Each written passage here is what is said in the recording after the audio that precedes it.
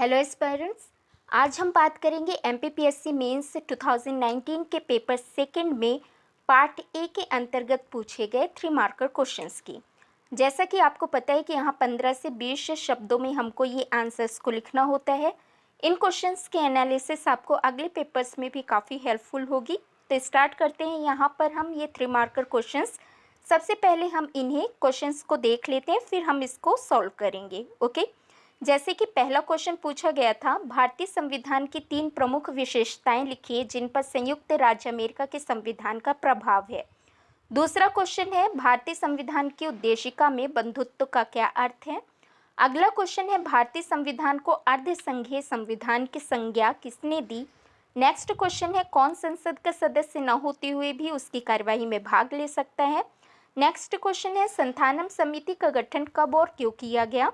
Next question, 1955 के नागरिक अधिकार संरक्षण अधिनियम का क्या उद्देश्य है। नेक्स्ट क्वेश्चन, जागो ग्राहक जागो नारे का क्या अर्थ है।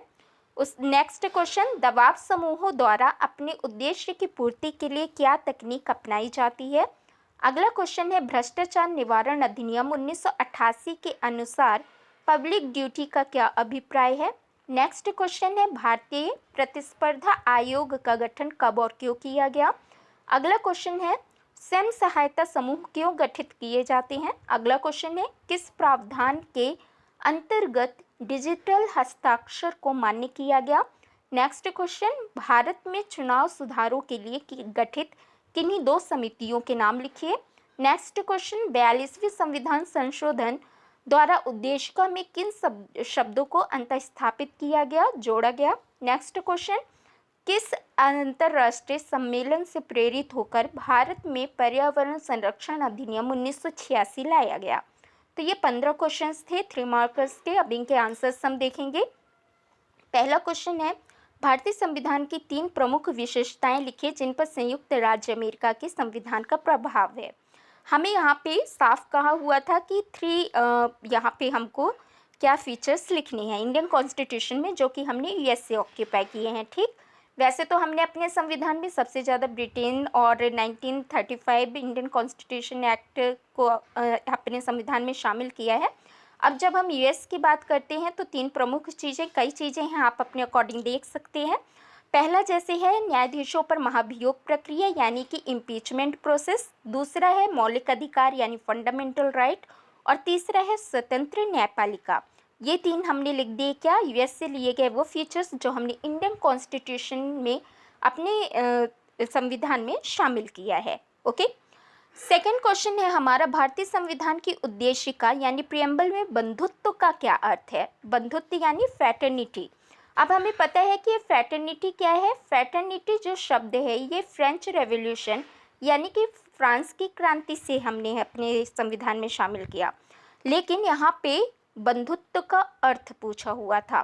तो भारतीय संविधान के प्रियम्बल में जो बंधुत्व है उसका अर्थ है एकता की भावना, भाईचारे की भावना, जो धर्म जाति से ऊपर उठकर देश को एक करने में सहायक हो। हमें पता है हमारा देश विविधतापूर्ण है, यहाँ पे विभिन्न जाति धर्म के लोग रहते हैं। तो हमें किसी भी ऐसी चीज़ से, निगेटिविटी से बचना है जो किसी एक चीज़ को वहाँ पे प्रमोट करती हो। यहाँ पे सबको एक होकर के देश के लिए हमें क्या करना है, एकता की भावना को जागृत करना है। इसी भाईचारे को भारतीय संविधान में बंधुत्व का नाम दिया गया है। ओके, नेक्स्ट हमारा थर्ड है, भारतीय संविधान को अर्ध संघीय संविधान की संज्ञा किसने दी, यानी क्वासी फेडरल किसने कहा। अब जब क्वासी फेडरल की बात आती है तो यहाँ पे ज़्यादा कुछ लिखा नहीं जा सकता था। सिंपल ये टेक्निकल एक फैक्चुअल क्वेश्चन था जिसको हमें केवल नाम बताना था। तो इसका आंसर है केसी व्यारी। केसी व्यारी ने इंडियन कॉन्स्टिट्यूशन को क्या कहा है, क्वासी फेडरल कॉन्स्टिट्यूशन कहा है। अगला क्वेश्चन है 1.4, कौन संसद का सदस्य न होते हुए भी उसकी कार्यवाही में भाग ले सकता है। अब ये 3 मार्कर क्वेश्चन था तो इसमें एक को लिखने से तो काम नहीं चलता, कम से कम 3 हम लिख सकते थे, हमारे पास ऐसे एग्जाम्पल्स हैं। तो यहाँ पर है सॉलिसिटर ऑफ इंडिया, इसके अलावा भारत के उपराष्ट्रपति, जैसे कि हमें पता है कि वो आपके राज्यसभा के सभापति होते हैं लेकिन उस सदन के सदस्य नहीं होते। फिर कैग है ही यानी महालेखा परीक्षक आर्टिकल 148 से लेके 151 तक, और अटॉर्नी जनरल ओके महाधिवक्ता। तो ये आपके एग्जाम्पल्स हैं जो कि आप कह सकते हैं कि पार्लियामेंट के मेंबर्स न होते हुए भी उनके जो कार्यवाही होती है उनमें भाग ले सकते हैं। अगला बहुत ही प्यारा क्वेश्चन था 1.5, संथानम समिति का गठन कब और क्यों किया गया। संथानम समिति जो है ये 1962 में भ्रष्टाचार से संबंधित मुद्दों पर सुझाव देने के लिए इसका गठन किया गया था, और 1964 में इन्होंने अपनी रिपोर्ट दे दी थी। तो हमें दो चीज़ें बतानी थी, संथानम समिति का गठन हमें 1962 और किस लिए, तो भ्रष्टाचार को रोकने से संबंधित। ओके, याद रखना है, भ्रष्टाचार रोकने से संबंधित जो सुझाव थे उनको देने के लिए संथानम समिति को गठित किया गया था। नेक्स्ट क्वेश्चन है आपका 1.6, 1955 के नागरिक अधिकार संरक्षण अधिनियम यानी कि protection of civil right act 1955 का उद्देश्य क्या है, एम पूछा हुआ था। हमें पता है कि 1955 एक्ट ही आगे चल करके 1989 का SC/ST एट्रोसिटी एक्ट कहलाता है। तो जब 1955 की नागरिक अधिकार संरक्षण अधिनियम की बात की गई तो इसका उद्देश्य अस्पृश्यता यानी अनटचेबिलिटी, यानी आर्टिकल जो हमारा कॉन्स्टिट्यूशन का 17 है फंडामेंटल राइट में, अनुच्छेद 17 कहता है अस्पृश्यता का अंत करना। तो इसका उद्देश्य अस्पृश्यता को समाप्त करना तथा किसी भी रूप में इसका व्यवहार निषिद्ध करना यानी मना करना, रोकना, और कानूनी तौर पर इस अधिनियम में जो भी अपराध होते हैं उनको दंडनीय बनाना, ठीक है, पनिशेबल बनाना। नाउ नेक्स्ट क्वेश्चन है 1.7, जागो ग्राहक जागो नारी का क्या अर्थ है। हमें पता है जागो ग्राहक जागो जो है ये उपभोक्ता अधिकार संबंधी जो अधिनियम हम पढ़ते हैं उससे रिलेटेड है। तो जागो ग्राहक जागो उपभोक्ता अधिकार संबंधित नारे है जिसका तात्पर्य गुणवत्ता युक्त सेवा एवं वस्तु यानी गुड एंड सर्विसेज जो होती हैं उनका दोहन करना तथा मूल उद्देश्य सहज व त्वरित शिकायत निवारण अधिकार से है। ओके, ना नेक्स्ट क्वेश्चन है 1.8, दबाव समूहों द्वारा अपने उद्देश्य की पूर्ति के लिए क्या तकनीक अपनाई जाती है। तो जो प्रेशर ग्रुप होते हैं, डिफरेंट ऑर्गेनाइजेशंस होते हैं, लेबर ऑर्गेनाइजेशंस हो गए, टीचर्स ऑर्गेनाइजेशन हो गए, स्टूडेंट्स ऑर्गेनाइजेशन हो गए, पॉलिटिकल ऑर्गेनाइजेशन होते हैं या फिर सोशल ऑर्गेनाइजेशन NGOs वगैरह भी होते हैं। इन दबाव समूहों द्वारा अपने उद्देश्य की पूर्ति के लिए क्या ज्ञापन देना, हड़ताल, धरना प्रदर्शन जैसी तकनीकें अपनाई जाती हैं। नेक्स्ट क्वेश्चन है भ्रष्टाचार निवारण अधिनियम 1988 के अनुसार पब्लिक ड्यूटी का क्या अभिप्राय है। भ्रष्टाचार निवारण अधिनियम 1988 के अनुसार पब्लिक ड्यूटी से तात्पर्य ऐसे कर्तव्य से है जो राज्य, जनता या समस्त समुदाय के हित में हो। Okay, now next question number 10, भारतीय प्रतिस्पर्धा आयोग का गठन कब और क्यों किया गया। यहाँ पे दो क्वेश्चन थे, कब और क्यों। तो जब हमें कंपटीशन कमीशन ऑफ इंडिया की बात करते हैं, ये 2003 में गठित किया गया था ताकि एक हेल्दी कंपटीशन को बढ़ावा मिले और उपभोक्ता गुणवत्ता यानी क्वालिटी में सुधार हो। Okay, now next question 11th question है स्वयं सहायता समूह यानी कि सेल्फ हेल्प ग्रुप जो है इसको क्यों गठित किया जाता है। सेल्फ हेल्प ग्रुप 15 से 20 लोगों का एक अनौपचारिक समूह है जो छोटी बचत द्वारा आत्मनिर्भरता की प्राप्ति तथा सशक्तिकरण के लिए गठित किए जाते हैं।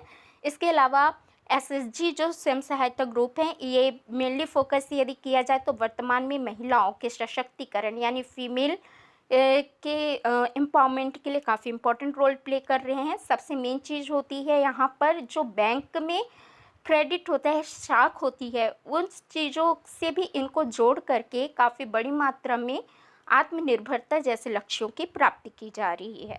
ओके, ना नेक्स्ट है 1.12 क्वेश्चन जो आया था 12वां क्वेश्चन, किस प्रावधान के अंतर्गत डिजिटल हस्ताक्षर को मान्य किया गया है। यहाँ पर हमें पता है IT एक्ट 2000 है जो कि सूचना प्रौद्योगिकी से संबंधित है और इसी के अंतर्गत डिजिटल हस्ताक्षर को मान्य किया गया है। नाउ नेक्स्ट क्वेश्चन है 13th, भारत में चुनाव सुधारों के लिए गठित किन्हीं दो समितियों के नाम बताइए। हमारे पास काफ़ी एग्जाम्पल्स हैं इसके, हमें दो ही बताने थे क्योंकि समय बहुत कम होता है, बहुत सारे लिखना होता है। तो पहला दिनेश गोस्वामी समिति, दूसरा तारकुंडे समिति, इसके अलावा आप गुप्ता समिति और अदर एग्जाम्पल्स भी कर सकते हैं इंक्लूड। नेक्स्ट क्वेश्चन है 14th, 42वें संविधान संशोधन द्वारा उद्देश्य का यानी प्रियम्बल में कौन से शब्द जोड़े गए? सिंपल सी ट्रिक है इस्पा।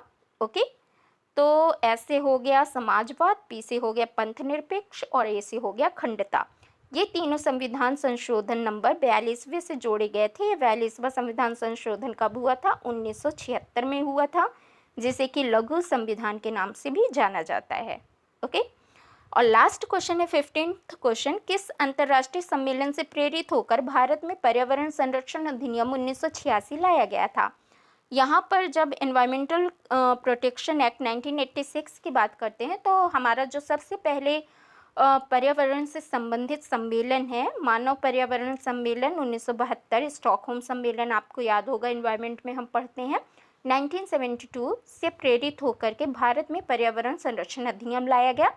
इसके पहले जो वाटर पोल्यूशन प्रोटेक्शन एक्ट है या फिर एयर पोल्यूशन प्रोटेक्शन एक्ट है ना, 74 और 81, जल प्रदूषण संरक्षण अधिनियम 1974 और वायु प्रदूषण संरक्षण अधिनियम 1981, वो भी इन्हीं से प्रेरित थे। यहाँ पे मानव पर्यावरण सम्मेलन 1972 से प्रेरित था। पर्यावरण संरक्षण अधिनियम आगे चल करके वियना कन्वेंशन और मॉन्ट्रियल प्रोटोकॉल भी होते हैं, ठीक है, लेकिन इसका यहाँ पे आंसर ये मानव पर्यावरण सम्मेलन है। इस तरह से हमने पूरे 15 क्वेश्चंस को यहाँ पे कोशिश की एक सिंपल शॉर्ट व्यू में एक एनालिसिस करने की, एनालिटिकल व्यू बनाने की। इसको आप कितना भी डिस्क्रिप्टिव कर सकते हैं, आपकी आंसर राइटिंग के ऊपर डिपेंड करता है कि हम 15 से 20 शब्दों में कितने अच्छे शब्दों के साथ कितनी अच्छी फ्रेमिंग करके आंसर फॉर्मेट को रिप्रेजेंट कर पाएँ। इसके बाद हम अगले सेगमेंट में इसका पार्ट बी देखेंगे और उसके 3 मार्कर्स को भी सॉल्व करेंगे। होपफुली ये आपको काफ़ी हेल्प करेगा। थैंक